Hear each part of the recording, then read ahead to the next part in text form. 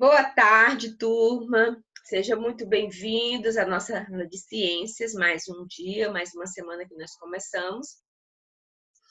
E hoje nós vamos fazer a correção do exercício e começar um novo capítulo, ok? Então, na semana passada, eu deixei algumas atividades, nós vamos corrigi-las agora. O nosso tema hoje, dentro do capítulo que nós vamos estudar, será o surgimento dos seres vivos. Como que eles surgiram, quais as teorias que existem. Mas primeiro vamos para a correção da atividade 245. Para responder a atividade 245, você tinha que ler também a 244, logicamente. A página 244 está falando dos ácidos base da saúde bucal. Infelizmente, né, muitas pessoas não têm consciência da necessidade de fazer uma higiene bucal para evitar que se produzam cáries. As cáries, elas são produzidas a partir da fermentação, né, de alguns alimentos que acontecem na nossa boca, quando a boca não está limpa, não é isso? E isso acontece, eles vão colocar aqui no texto, né, com o tema erosão ácida, uma ameaça à saúde bucal. E ele vai falar que esse processo, ele vai afetar o esmalte do dente e vai produzir as cáries, como vocês viram no texto. Nós não vamos ler, mas eu espero que todos tenham lido. Nós vamos apenas responder as questões A, B, C e D, ok? Então, letra A. Qual é a importância da escovação e do uso do fio dental para a saúde bucal? Eu coloquei aí a resposta. Então, a escovação, ela ajuda a remover restos de alimentos que poderiam favorecer o desenvolvimento de bactérias que produzem ácidos por meio da fermentação. Então, se você não escova o dente, acontece esse processo e esse processo produz também cárie. Aí ele pergunta, né? E do uso do fio dental.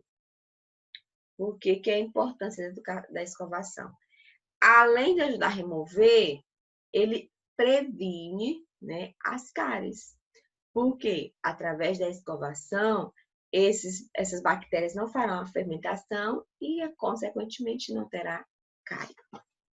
Letra B. Qual a importância da saliva para os dentes? A saliva fornece os componentes necessários para a recomposição natural do esmalte dos dentes e ajuda a manter a neutralidade da boca próximo de 6,8. Lembra que eu mostrei para vocês, não é? A questão do pH. E aí, 6,8 é um pH, né, dentro dessa tabela, dentro dessa linha de pH, faixa de pH, 6,8 está próxima da neutralidade, porque 7 é um pH neutro. Ok? E a letra C, qual é a relação existente entre pH da cavidade bucal e a formação de cáries? Bem, o pH da cavidade bucal tem relação direta com os tecidos dos dentes. A redução do pH na cavidade bucal provoca aumento da perda de componentes do esmalte dos dentes, resultando no desequilíbrio e cárie. Isso. Letra D, além do ácido carbônico, as bebidas gaseificadas, como os refrigerantes, contêm grande quantidade de açúcar, de que forma a ingestão excessiva dessas bebidas podem prejudicar a saúde bucal. Além de prejudicar o tecido, provoca cárie, ok? Vamos agora à correção da página 247 a 248, ok? Na primeira questão, ele fala do nitrato de prata, AgNO3, que pode ser utilizado para identificar impressão digitais em investigações policiais. Ele reage com o cloreto de sódio, NaCl, presente na impressão digital, produzindo um precipitado branco, que é chamado de cloreto de prata. Este se decompõe ao expor a luz solar, produzindo a prata metálica, de coloração escura e visível a olho nu, revelando as linhas da digital, né? Como obter a digital de um copo ou de algum lugar. Aí ele pergunta, O processo de revelação da impressão digital envolve basicamente substâncias de uma mesma função química. Qual é? Gente, é só eu observar as fórmulas. Lembra que eu falei que o ácido geralmente ele tem como radical H+, então ele tem que ter o H. Então já observo aí que nenhuma delas tem o hidrogênio, tem o H, então eu já descarto a acidez. Lembra que eu falei que a base ela tinha no seu final OH-. Então pode observar que toda base, ao final, ela tem que ter OH. Nenhum deles tem OH. Eu já descarto, não é base. Os óxidos, eles são binários, tem que ser formado por 2 elementos, todos não. O nitrato é formado por 3 elementos, então já descarto também. Os outros são formados por 2, mas existe outra característica. Um dos elementos tem que ser oxigênio. Bem, no cloreto de prata não tem oxigênio, no cloreto de sódio não tem oxigênio, no nitrato de prata tem oxigênio, mas só que tem 3 elementos, então já descarto, não pode ser óxido. Então o resultado será sal. Marque aí onde tem sal. Analise os valores de pH apresentados a seguir. Circule as alternativas em que é necessário adicionar ácido para que o valor do pH fique neutro e marque o X nas alternativas que é necessário adicionar base para que o valor do pH fique neutro. Então, dentro dessa faixa de pH, se ela é ácida, eu preciso colocar a base para ficar neutro. Se ela é base, então eu quero que fique ácida, eu preciso colocar o ácido. Ou fique neutro, eu preciso colocar o ácido e assim ela vai ficando neutra. Então, para que fique neutra, eu marco o X. Gente, deixa eu ler aqui de novo. O processo circule as alternativas em que é necessário adicionar ácido para que o valor de pH fique neutro. Então, vamos circular. Para que fique neutro, eu preciso colocar ácido. Então, você vai circular a letra A, B e F, que são os que precisam adicionar ácido. Por que eu não adiciono base? Porque eles já são base, gente. A partir de 7 não é base? E marque o X nas alternativas que é necessário adicionar base. Eu só posso adicionar base se for ácido. Então, vou procurar o que seja menos de 7, que no caso vai ser o C, o D e o E. Ok? É só lembrar, se é ácido e eu quero que fique neutro, eu vou adicionar base. Se é base e eu quero que fique neutro, eu vou adicionar ácido. Ok? Terceira questão. Em um laboratório, um químico misturou com os cuidados necessários uma solução de ácido clorídrico em uma solução de hidróxido de sódio, obtendo cloreto de sódio como produto dessa reação. Aí, ele pede para você escrever a reação química descrita acima e, se necessário, faça o balanceamento.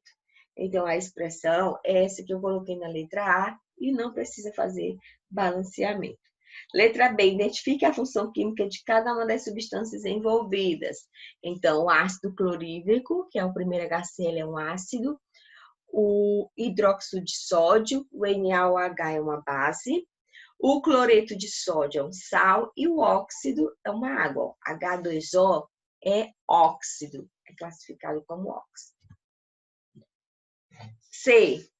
Que tipo de reação química está ocorrendo? Reação de neutralização. Por que é de neutralização?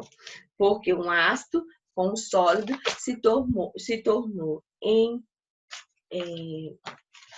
um ácido com uma base se tornou em um sal e em um óxido. Então, aí nós chamamos que é uma reação de neutralização. Na quarta questão, vai pedir para você relacionar. Eu já fiz aí a relação, hidróxido de sódio, aí você relacionar o símbolo dele, que vai ser NaOH. E assim sucessivamente. É só você fazer a ligação aí no seu livro. E na letra B, né, pede para você identificar a função química de cada uma das substâncias. Então, você vai identificar, certo? Ok. O HCl é um ácido, o AlOH3, NaOH é uma base, NaClO e a Al2SO4 é um sal. E não foi encontrado nenhum óxido. C. Qual a importância do tratamento de água? Remove materiais e micro-organismos que podem causar dano à saúde do ser humano, tornando-a potável. Potável quer dizer pronta para o consumo humano. Bem, na quinta questão, ele diz o seguinte: ele traz um texto falando da fenolftaleína, que é uma substância utilizada como indicador de ácido-base, e em meio ácido e neutro a solução fica incolor, ele já está dizendo, mas no meio básico ela fica rosa e violeta, né? Rosa-violeta. Aí, em qual recipiente foi adicionado o alvejante, o vinagre incolor? Justifique sua resposta. Bem, gente, o alvejante ele foi colocado no recipiente 1, porque a cor é violeta e isso diz que a solução é básica. O vinagre foi colocado no vidro 2, no recipiente 2. Por quê? Porque o líquido ficou incolor e, nesse caso, a solução é ácida. Ok? Na página 249, vai fazer um resumo de tudo que foi estudado sobre as funções químicas. Bem, ele tem um quadro de ácidos e aí você precisa completar. Eu coloquei na sequência as palavras que você vai usar para completar esse quadro. Então, no quadro de ácido, eu vou ler aqui e você vai completando com as palavras que eu coloquei aí. Apresenta um pH menor do que 7, todo ácido apresenta pH menor do que 7, formam íons de hidrogênio H+, em solução aquosa, possuem gosto azedo, como está aí, reage com alguns metais formando sais e gás hidrogênio, em contato com papel tornassol torna-se vermelho, e ácidos fortes têm maior capacidade de formar íons H+ do que os ácidos fracos. Então, completem aí com essas palavras. Sobre a base, é para completar também. Apresenta um pH maior do que 7, lembra que eu falei maior do que 7, base menor do que 7 ácido e 7 neutro. Liberam íons hidroxila OH- em solução aquosa, possui gosto amargo e adstringente, tem textura escorregadia, oleosa, em contato com papel de tornassol, torna-se azul, ok? E bases fortes têm maior capacidade de liberar íons OH do que bases fracas, ok? Então, agora sobre os sais. Formado por um cátion diferente de H+, e um ânion diferente de OH-, formados pela interação de ácidos e bases, na chamada reação de neutralização, que resulta na formação de sal e água. Estão aí as palavras para vocês completarem. E os óxidos? Bem, é formado por elementos químicos, que um deles é necessariamente o oxigênio. Os óxidos ácidos formam ácidos quando reagem com a água. Está aí. Os óxidos bases formam base quando reagem com a água. Ok? Então, aqui, meninos, nós encerramos esse conteúdo sobre funções. Lembrando que as funções que nós estudamos são 4 funções. Não esqueçam, né, as funções químicas que nós estudamos, que foram os ácidos, as bases, os sais e os óxidos. Então, até essa última questão, essa última página que eu fiz de questão, ela está trazendo um resumo sobre as características de cada um desses dessa forma de função química, né? Dessa forma que eles se apresentam.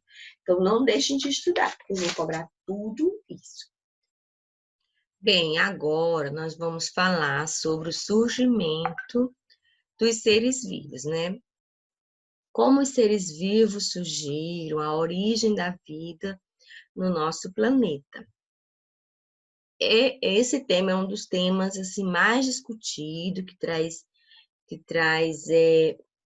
muitos questionamentos, porque existem várias hipóteses que foram criadas para explicar o surgimento da vida.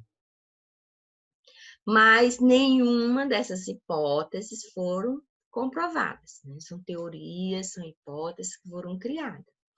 Existe, né, a teoria do criacionismo, que vai dizer que todos os seres vivos surgiram na Terra por meio da criação divina, né? Que Deus criou todas as coisas que existem, né? Essa teoria diz que Deus criou todos os seres vivos, inclusive os seres humanos, nós. E essa teoria é relatada na Bíblia. É uma das teorias mais antigas e aceita, né, pelos fiéis, pessoas que acreditam em Deus, pessoas que têm uma fé. Existem outras teorias que nós não vamos ver agora, mas a teoria que mais se é discutida, se aceita, né, no meio acadêmico, é a teoria de Haldane e Oparin. Essa teoria ela é fundamentada na teoria da evolução molecular. Acredita-se que a vida, segundo eles, tenha surgido a partir da complexidade das combinações entre os elementos químicos que constituíam o cenário da Terra primitiva, né? Conforme sugerido por John Haldane e Alexander Oparin. Geralmente essa teoria é conhecida como teoria de Haldane e Oparin. Então, eles foram cientistas que eles trabalharam de forma independente e levantaram essa hipótese, que hoje é uma das mais aceitas no meio acadêmico, não é isso? Então, vamos ver o que essa teoria diz. Eu coloquei essa imagem aí para gente que resume um pouco esse esquema da hipótese de Oparin e Haldane, né? O que ele vai dizer? Que a Terra, né, a atmosfera da Terra primitiva apresentava compostos que sofreram a ação de raios e da radiação ultravioleta, dando origem a moléculas simples. Essas moléculas orgânicas ficavam nos oceanos primitivos, formando uma espécie de sopa primitiva, né, nos mares primitivos. De acordo com eles, né, a atmosfera primitiva era composta basicamente, né, por amônia, e até os compostos aqui nessa primeira imagem, amônia, hidrogênio, metano e vapor de água. Então, era basicamente as primeiras composição da atmosfera terrestre. Então, o vapor de água da atmosfera condensava-se, dando origem às chuvas. A água, ao cair no solo, evaporava-se rapidamente, uma vez que a superfície terrestre era quente, havia uma temperatura muito elevada. Desse modo, havia um ciclo de chuvas, né? Dando início a um ciclo de chuva. Nesse cenário, né, de mudanças de temperatura, observava-se muitas descargas elétricas e a radiação ultravioleta do Sol, que fazia com que os elementos atmosféricos que estavam na atmosfera reagissem e formassem compostos que ele chamou de aminoácidos. Então, as chuvas levou esses aminoácidos à superfície terrestre. E esses, ao encontrarem condições favoráveis, eles começaram a formar estruturas semelhantes a proteínas. Com a formação dos oceanos, essas proteínas primitivas formaram os coacervados, que estão bem aqui.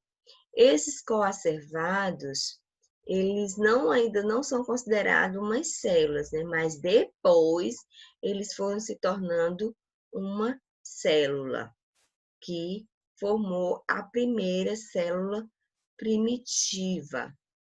E daí, a partir desta primeira célula primitiva, foram surgindo os primeiros seres vivos e, consequentemente, os outros seres vivos mais complexos. É isso que a teoria diz.